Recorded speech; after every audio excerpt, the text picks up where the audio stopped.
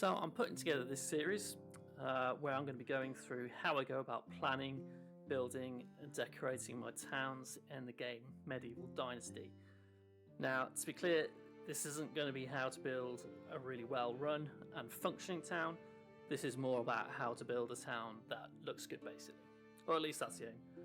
So if you're looking for a guide on how to build a well run, efficient and functioning town, then yeah, this probably isn't the series for you. This is purely based on aesthetics for the most part, and yeah, not really on gameplay necessarily. So I'm going to be going through every stage of my process, starting with how to pick out a good spot to build your town, planning and designing the layout of it, building it, and then finishing off with decorating it. So going through each building type step by step, as well as a few sort of tips and tricks along the way. So in this first episode, I'm going to be looking at how to pick out a good spot to build a town. And I think the first thing to say about this is that I don't generally pick out the spots that most new players would probably go for. I think a lot of new players are probably going to be looking for a completely flat, open area like this with little to no trees, because I think that's probably what most people will be drawn to, as you know, it's essentially a blank canvas, right? Which makes sense. So you've got loads of space, no obstructions, so you can build easily without worrying too much about anything getting in the way. But for me, if someone hands me a blank canvas and just says crack on, that is where I would really struggle. So I need like a focal point, something interesting to sort of set that initial spark of creativity off, and then I can build around that. So having a completely flat open space, yeah, I would really struggle to come up with something interesting from nothing.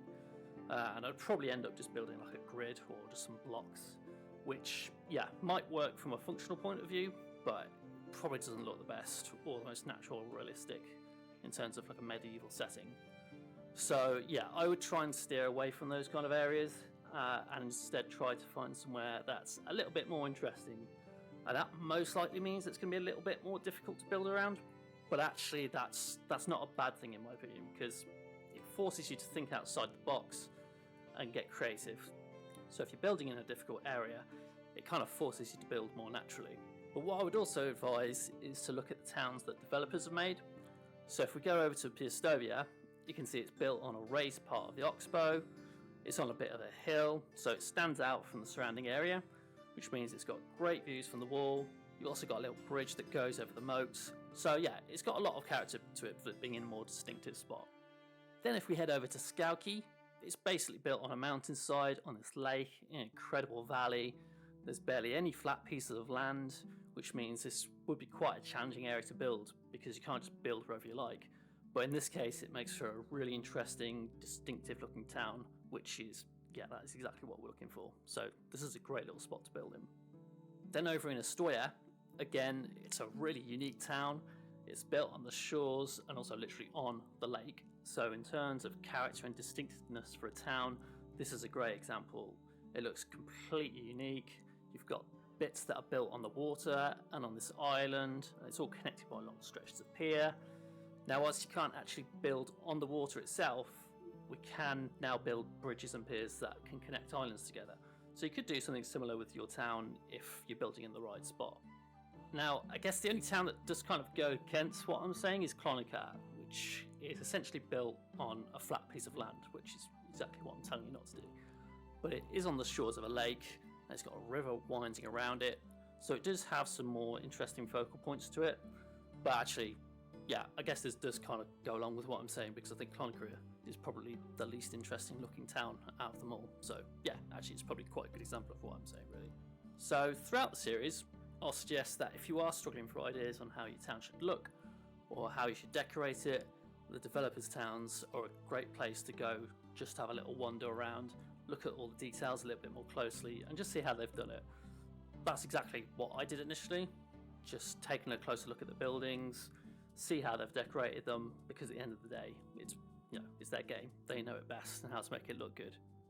Right, so now I want to show you a few spots that I found on the Oxbow, which would be perfect for an interesting and more unique looking town that kind of ticks all the boxes, where they're probably not the typical spots that most people would be building in for various reasons, but hopefully will result in some more interesting looking towns if they're done right.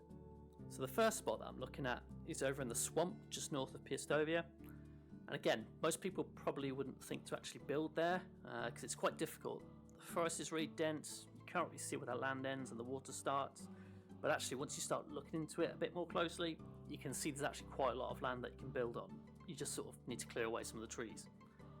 What you can do with these little islands is create bridges that connect them all together, so you end up with something similar to what Ostoya looks like in some ways. But you can also have an island dedicated to a home, surround the edges with a stone wall, so that little island then becomes their bit of land. And then you can also start assigning those islands with their own work building.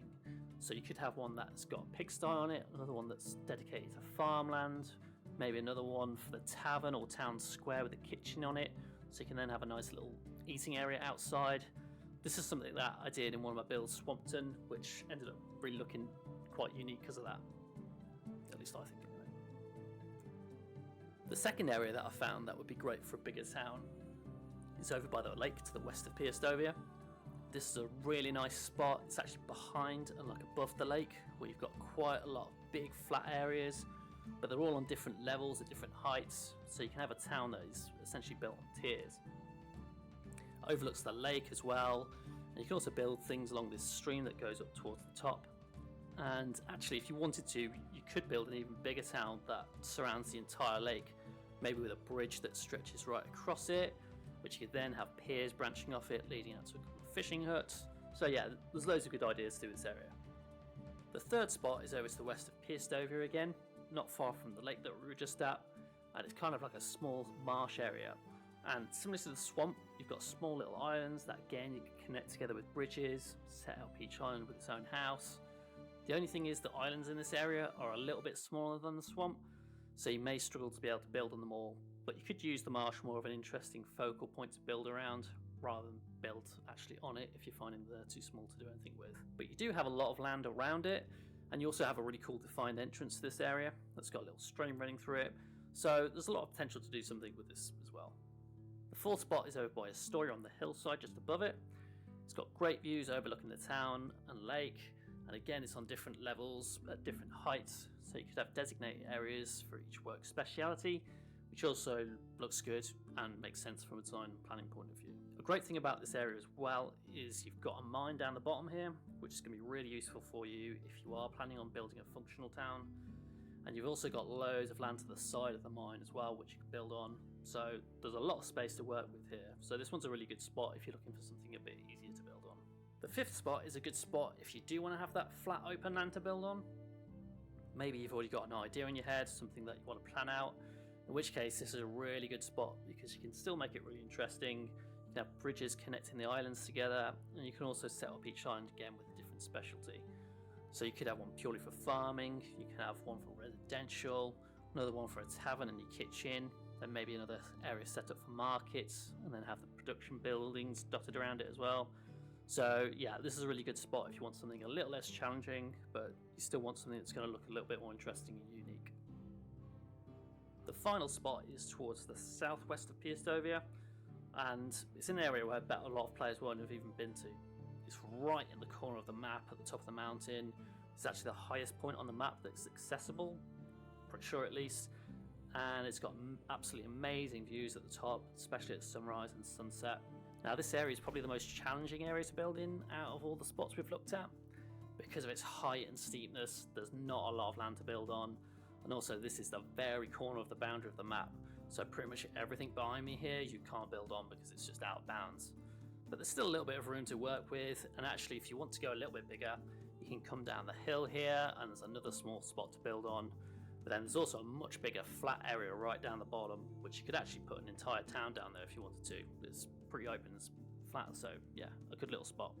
So that's all the spots that I've picked out for you, and what I thought would be a good idea to do is to start a poll so you can vote on which area you want me to build on and focus the rest of the series on.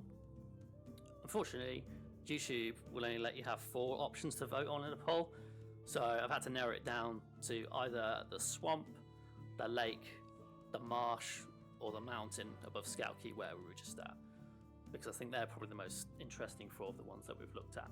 But if you desperately want me to do one of the other ones, just drop a comment in the video and I'll pick it up. poll is on my community tab on my channel, so if you subscribe, head over there and cast your vote. I'll also drop a link to it in the description.